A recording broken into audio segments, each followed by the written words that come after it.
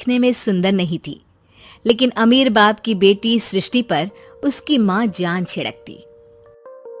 मेरी बेटी कितनी प्यारी है, भगवान सबको सृष्टि जैसी बेटी दे। सृष्टि धीरे धीरे बड़ी होती है। एक दिन सृष्टि की सहेली कहती है, तू दिखने में कितनी अजीब सी है, लेकिन मैं जानती हूँ हम सब में सबसे अच्छी शादी तो तेरी ही होगी। तेरे पापा अमीर जो है। और बता नहीं सकते यार, दहेज तो हर कोई देता है, ये क्या ज्यादा ले जाएगी अपने पति के लिए? अरे बड़े शहर में कोठी है इसके पापा की। अरे पापा की है ना, कौन सी इसकी है? इसकी होती तब तो कोई भी लड़का इससे शादी कर लेता। अरे पापा की मतलब पापा की है तो मेरी ही है ना? किसने कहा? अब तेरी तो तब होगी ना जब तेरा भाई ना हो।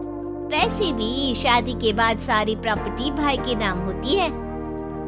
सृष्टि समझ जाती है कि उसे किसी भी हालत में माँ बाप की सारी प्रॉपर्टी को अपने नाम करना है, लेकिन कैसे? एक दिन सृष्टि का भाई शीनू कहता है, बहन क्या कर रही है? तुझसे एक बात करनी है।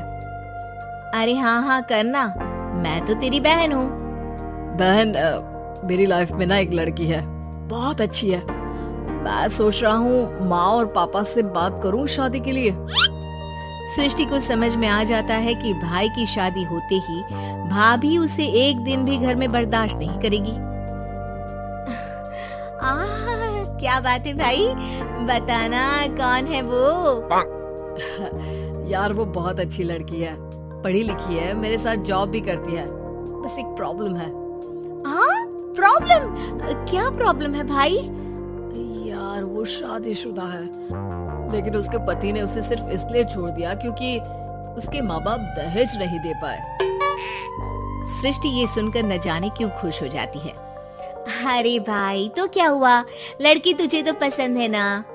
शीनू को लगता है कि बहन उसे समझ रही है। वो इस बात से अनजान होता है कि उसकी बहन की मंशा पूरा घर हड़पने की है। सृष्टि अपनी माँ से कहती है, मम्मी मुझे तो बहुत चिंता है, पता है शीनू क्या कर रहा है? अरे क्या कर रहा है, वो तो काम पर जाता है और वापस घर आता है। नहीं ना माँ, वो यही तो नहीं कर रहा, बाकी सब कर रहा है। आपको पता है उससे प्यार है, और वो भी एक शादीशुदा लड़की से। ये क्या हो गया, मैं सोसाइटी में क्या मुंह दिखाऊंगी? अरे तेरे पापा तो यही कहेंगे कि मैंने ही उसे बिगाड़ दिया है। माँ देखो, मेरी बात मानो, पापा पर भी विश्वास करने की जरूरत नहीं है। अब आप ही बताओ, पापा इतनी देर घर के बाहर रहते हैं क्यों? बोलो। अरे बेटा वो तो नौकरी करते हैं ना। तू बहुत भोली है माँ, पापा का ऑफिस तो 7 बजे खत्म हो जाता है, लेकिन देखो कितनी देर से आते हैं। अरे नहीं बेटा, ऐसी कोई बात नहीं है। सृष्टि माँ को एक औरत से बात करते पिता की फोटो दिखाती है। देखो माँ कैसे हैं पापा, मैं ना कहती थी कि पापा सही नहीं है। मैं तेरे पापा से बात करूंगी, दे फोटो मुझे। ओ माँ, वो तो डिलीट हो गई। लेकिन चल, तूने तो देख लिया ना, पापा से बाद में बात कर लेना। और हाँ, मेरा नाम बिल्कुल मत लेना। हाँ माँ। अब क्या था, सृष्टि के माँ और पिता के बीच झगड़ा होना शुरू हो जाता है। सृष्टि के मन में क्या चल रहा था कोई नहीं जानता था। एक दिन, माँ सृष्टि के लिए एक लड़का देखा है, वो लोग शाम को उसे देखने आने वाले हैं। और हाँ माँ, एक खुशखबरी, मैं और पापा मिलकर एक नया बिजनेस ट्राई कर रहे हैं। शाम को लड़का आता है, सांवले रंग का। सृष्टि को तो बिल्कुल भी पसंद नहीं आता। लड़की की माँ कहती है, लड़की का चेहरा तो कोई खास नहीं, लेकिन अगर मेरे बेटे को आप लोग सेटल कर दें, तो मैं उसकी शादी आपकी बेटी से करवा दूं। सृष्टि को लड़का बिल्कुल पसंद नहीं था। उसे भाई पर गुस्सा आ जाता है।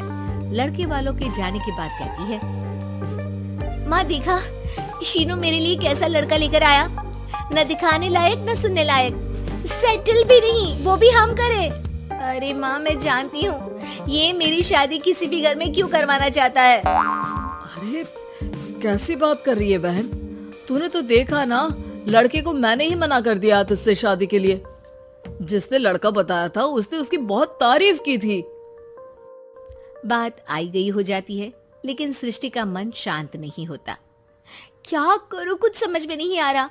मेरी शादी हो गई तो ये लोग पूरी प्रॉपर्टी शीनू के नाम कर देंगे। मेरे हाथ तो कुछ लगेगा ही नहीं। तभी सृष्टि को आइडिया आता है। वो किसी वकील को फोन करती है।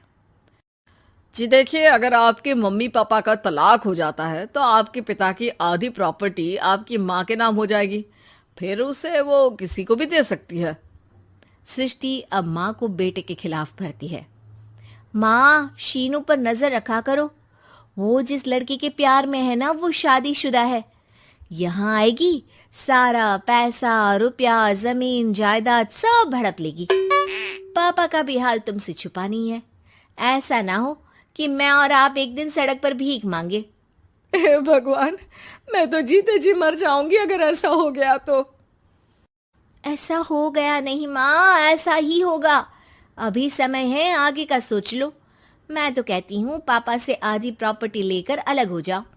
पापा की आधी प्रॉपर्टी भी हम लोगों को अगर मिल जाती है ना, तो अगले 7 जन्म सफल समझो। बेचारी माँ बेटी के कहने पर पति से तलाक लेकर अलग हो जाती है। सृष्टि अब पैसों से गाड़ी और अपने दूसरे महंगे शौक पूरे करने लगी। उसके दोस्त भी उसके पैसे इस्तेमाल करते। सृष्टि, कल तुम कहाँ थी? मैं सारा दिन घर पर अकेली थी। तो मैं क्या करूं? मैंने ठेका तो नहीं लिया है ना तुम्हें संभालने का। माँ को सृष्टि से ये उम्मीद नहीं थी। वो बैठकर रोने लगती है। वहीं उसका पति यानी कि सृष्टि के पिता आ जाते हैं। मैं जानता था कि तुम्हारा यही हाल होगा, तो आपने मुझे रोका क्यों नहीं? मैं रोकता तो तुम रुकती क्या?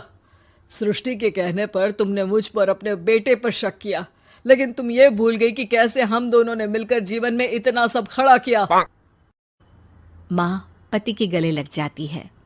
मुझे माफ कर दीजिए, मैंने आपकी कमाई का एक बड़ा हिस्सा गवा दिया।